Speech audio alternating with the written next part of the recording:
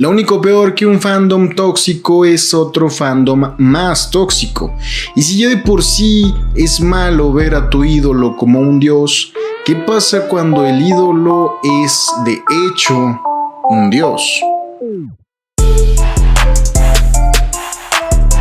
Como ya lo dijimos en nuestro video de las películas que vuelven creyentes a los ateos, las religiones en el cómputo global han hecho más cosas buenas que cosas malas, pero las cosas malas son bastante ruidosas, sobre todo cuando hay representantes religiosos muy infames, pero también muy carismáticos y muy notables. Para esta lista buscamos personajes en películas que llevaron su fanatismo religioso a otro nivel, al punto en el que su fe religiosa los hizo cometer actos bastante atroces. Número 10. Harga, Midsommar. Empezamos fuerte y como siempre que se habla de temas así, con cierta controversia, pues en este puesto incluimos a una comunidad entera, que si bien este pueblo existe en la realidad, lo cierto es que Ari Aster se tomó bastantes libertades creativas, convirtiendo una festividad del solsticio de verano en un ritual que, de no ser porque todos son nórdicos blancos, la cinta se llamaría Holocausto Caníbal o Apocalipto. Si bien en la cinta de Ari Aster nos muestran las aberraciones de las que son capaces los miembros de esta comuna, lo cierto es que la película no sitúa directamente en el día D. Nos pone en el medio de la festividad en la que sacrifiquen a 4 voluntarios y 4 forasteros, además de que 2 ancianos llegan al final de su ciclo vital, pero fuera de esas 2 costumbres barbáricas, el resto del tiempo parecen ser bastante tranquilos. 9 muertes cada 90 años, cualquier católico mexicano en 1926 te diría: ¿en dónde me bautizo? Número 9.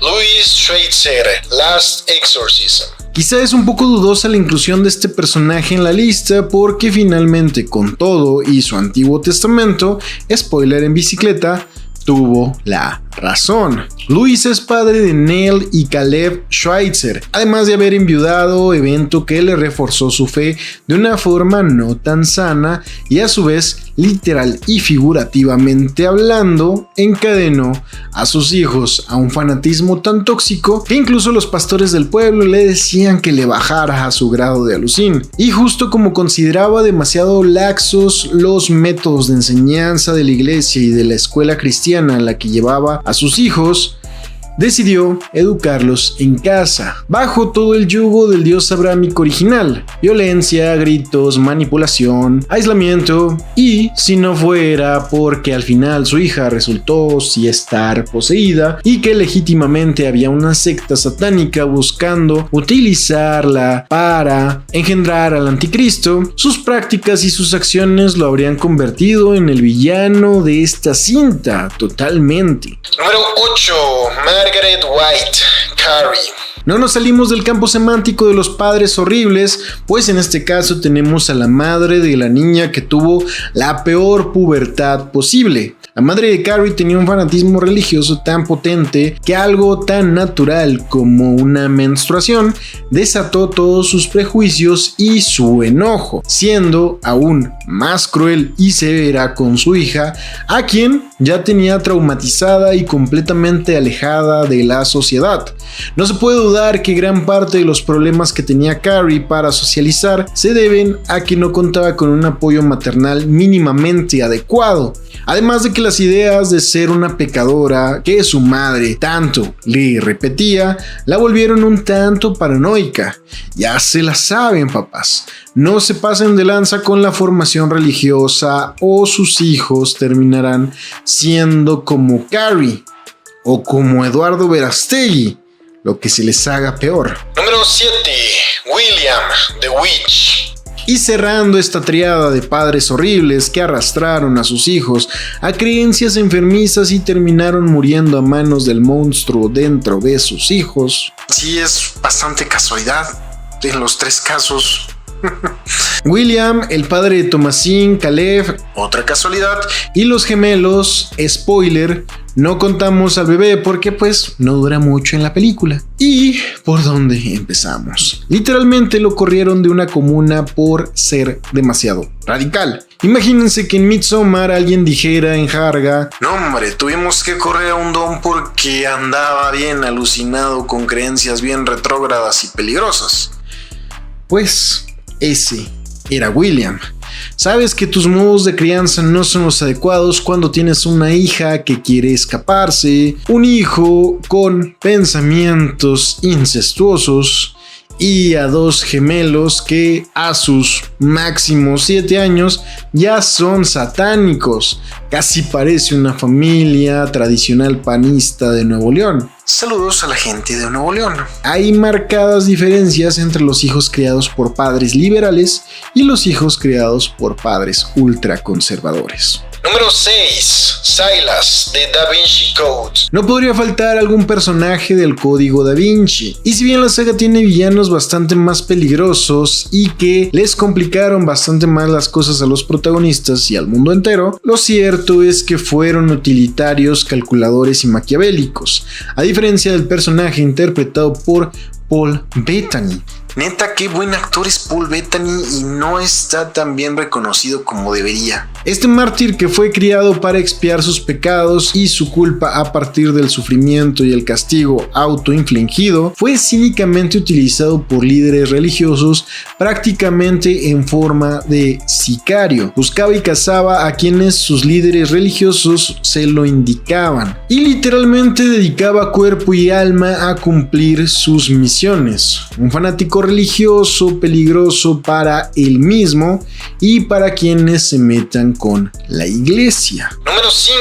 Feligreses, 0 y van 4. Barbacoa de chivo. 0 y van 4 es una película antológica de 4 historias sobre el crimen en México y particularmente el cortometraje Barbacoa de Chivo deja al Midsommar como una bonita costumbre dominical. Este corto nos presenta 2 protagonistas, un hombre de escasos recursos que tiene a su hija muy enferma y las medicinas son bastante costosas, entonces cansado de que su fe no sea suficiente, decide robarse una figura de la Virgen de la iglesia. Mientras tanto, un profesor de universidad que con motivos turísticos visita esa misma iglesia es engañado por un ladrón para quitarle su teléfono celular y la policía no hace absolutamente nada al respecto. Ambos protagonistas chocan en la entrada de la iglesia y la figura de la Virgen se cae. El culpable del robo huye y el profesor se queda apreciando la escultura.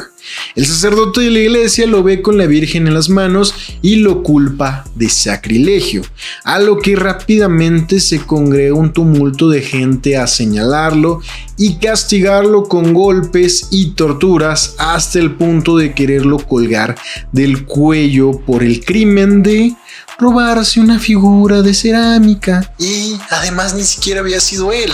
El verdadero culpable corre hacia donde se encontraba la policía, quienes, completamente superados, ni siquiera con armas de fuego pudieron apaciguar a toda esa masa de personas. Barbacoa de Chivo nos presenta una visión que se presta al realismo religioso en México y en gran parte de Latinoamérica, donde los crímenes quedan impunes tanto por parte de la ley como de la sociedad, pero tratándose de monitos de cerámica, mármol o cemento glorificados, son tan valiosos que justifican un "por eso las matan". ¿Y qué tan diferente es eso de una masa amoral aplaudiendo y exigiendo cabezas en el nombre de sus creencias? Número 4. Longlegs. Longlegs es un enviado del Downstairs Man, quien marca niñas que cumplen años el día 14 y les envía un regalo que llenará de maldad a su familia, provocando muerte y sadismo hasta terminar la misión maldita como parte de un ritual complejo, con el que el hombre que vive en el piso de abajo podrá subir y apoderarse de nuestro mundo. Longlegs lleva su fanatismo sobre el Downstairs Man al punto de perjudicar a personas y familias enteras, acabar con las vidas de quienes interfieren en su misión y ser completamente disfuncional en sociedad. Este hombre albino llena su fanatismo a tal punto de quitarse la vida de una forma tan dolorosa para él que incluso lo es para todos los que lo estamos viendo. Si cumples años el día 14, ojalá que nunca te topes con el Longlegs. Número 3. Carnage, The Book of Eli. Carnage, interpretado por el grandiosísimo Gary Oldman, es un villano que se presenta como un fanático religioso bastante peligroso. Sin embargo, su relación con la religión es de corte más instrumental que genuina. Él busca obtener la última copia de la Biblia, no por fe, sino para usarla como herramienta de poder y control sobre las personas. ¿Usar la Biblia para manipular y controlar a las masas?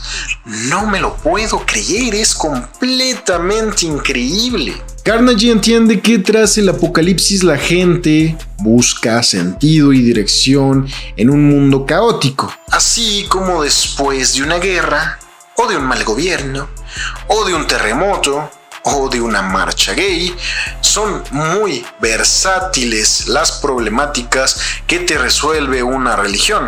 Al poseer la Biblia, él cree que puede manipular y subyugar a sus supervivientes mediante la explotación del texto sagrado, estableciéndose a él mismo como una figura de autoridad casi divina. Su fanatismo, como ya lo dijimos, no surge de una creencia real, sino de su deseo de utilizar a esta religión como un medio de dominación y opresión, haciendo de él un fanático peligroso que ve la fe como una herramienta para obtener poder absoluto, realizando una cacería y un holocausto de por medio. Antes de continuar, te recordamos que si quieres saber más acerca del mundo del terror y la ciencia ficción, suscríbete y forma parte de este círculo dantesco. Y no te olvides de activar la campana de notificaciones. Además, te recomendamos darte la vuelta a nuestra pequeña saga de 2 videos sobre las películas que te harán perder la fe en la humanidad. Al finalizar este listado te dejaremos la primera parte de esta saga y ojalá puedas ver ambas partes para que te quedes con una muy buena reflexión final. Número 2. Jekyll Khan, El Dorado. Y superando películas de terror y cintas apocalípticas, tenemos una cinta de DreamWorks que sorprendentemente habla de una manera bastante profunda sobre la fe religiosa. Podemos ver incluso las dos caras de la fe y de cómo una creencia impacta en la sociedad, reivindicando los valores que legítimamente la iglesia impulsa. Porque, aunque parezca un poco el sesgo del Salvador Blanco, realmente ni Miguel ni Tulio rescataron al Dorado, solo les dieron un pequeño impulso para ser quienes siempre debieron ser, una comunidad completamente unida. Y esa es la virtud de la fe, darle un pequeño impulso a las personas en forma de motivación, de esperanza o hasta de responsabilidad. Y son las propias personas quienes mejoran y cambian sus hábitos y actitudes para salir adelante. Y hasta aquí me dirías, oye, qué bonito. Más bien, toda la comunidad de El Dorado es un ejemplo de excelentes prácticas de una religión. Y quizás sí, de no ser por el mismo Jekyll Khan, un sacerdote fanático de prácticas tradicionales basadas en la supremacía, polarización, segregación, expiación a través del sufrimiento y, lo más impactante, sacrificios humanos. En la cinta vimos cómo se iba a ofrecer a un hombre a Xibalba. Después se planteaba sacrificar a todo un equipo de los mejores guerreros de la ciudad. Y finalmente, cómo por fin concreta un sacrificio para comenzar el ritual de la era del jaguar. Pero lo aterrador viene con lo que no vimos en pantalla. Lo que este sacerdote hacía en sus aposentos y cómo todos los habitantes le tenían bastante miedo. La necesidad de Chekel Khan por ídolos y dioses lo llevó incluso a traicionar a su propio pueblo, guiando a invasores a saquear, conquistar y probablemente realizar un genocidio contra su propia gente. Sin duda, una muestra de lo peor del fanatismo religioso, tal como priorizar creencias sesgadas por encima del bienestar de las personas. Y eso hizo el mismo Chekel Khan. Número 1. Frollo, el jorobado de Notre Dame. Y hablando de genocidios y creencias sesgadas, nuestro primer puesto se lo lleva otro personaje animado, y en esta ocasión de Disney. Y hablamos claramente del juez Frollo, quien dirigió uno de los peores holocaustos y asedios contra una población vulnerable. Se tienen mitos de que los gitanos eran criminales y que incluso llegaban a secuestrar niños por la supuesta fe a la lamia, que como ya lo contamos en la lista de los demonios en el cine, muchos de estos miedos a los supuestos seguidores de supuestos demonios partían de ataques propagandísticos en contra de creencias que no fueran la creencia que predominaba en esos entonces. Por lo que, un saludito para Soul, los mitos de que los gitanos supuestamente eran una lacra de la sociedad francesa y no un grupo vulnerable, desplazado y refugiado, no son justificaciones para el holocausto que, tanto en la realidad como en la cinta, existió contra los gitanos. Y después de todo este contexto que quizá estaría de más con la gente que entiende lo que es un genocidio, pero por más raro que parezca, hay raza que justifica el exterminio de personas con mitos, creencias, y justamente ese es el caso del juez Frollo, que la neta el vato nomás buscaba pretextos para ejercer su poder en contra de personas que pensaban diferente a él y que se percibían físicamente diferentes a él, y que al final despertaban su incongruencia e hipocresía porque él mismo deseaba sexualmente a una de estas personas que tenía sometidas, y el rechazo le alimentó mucho más su odio hacia estas personas. Y por si no se han dado cuenta, no me estoy peleando contra un dibujito animado, sino contra todas las figuras históricas que utilizaron su poder para dar rienda suelta a su discriminación y a su odio, justificándose con creencias y mitos. Porque como pudimos reflexionar a lo largo de estos días puestos, la religión por sí sola no es mala en lo absoluto. De hecho, ha sido una facilitadora moral y guía social a lo largo de nuestra historia. El problema con la mayoría de las religiones populares, como con todas las ideologías correctas, es cuando se abanderan de ellas las personas incorrectas, como Frollo o como Carnegie, quienes se aprovechan de las personas que se toman bastante en serio la guía que da una religión y que legítimamente piensan que sus líderes son extensiones del Dios al que le rezan y al que alaban. Y eso, anda, es lo más peligroso del fanatismo, ya ni siquiera hablando únicamente del fanatismo religioso.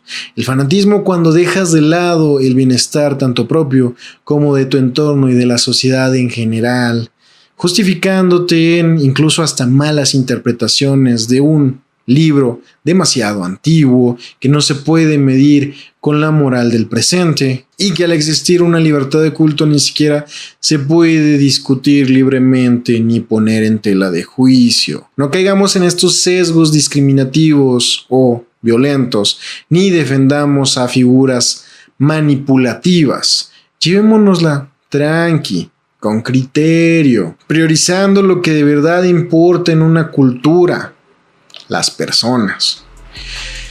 Y bueno, ¿qué les pareció esta lista? Déjenos en comentarios más personajes que llevaron demasiado lejos su fanatismo, incluso ni siquiera su fanatismo religioso, su fanatismo a cualquier cosa que los haya llevado a un límite insano por ser fanáticos de eso. Y ya me alargué de más, ya ni siquiera sé qué decir. Esta es la segunda toma de este maldito video. Ojalá y ahora sí haya grabado el audio correctamente. Sí, parece que sí. Parece que sí. Muy bien.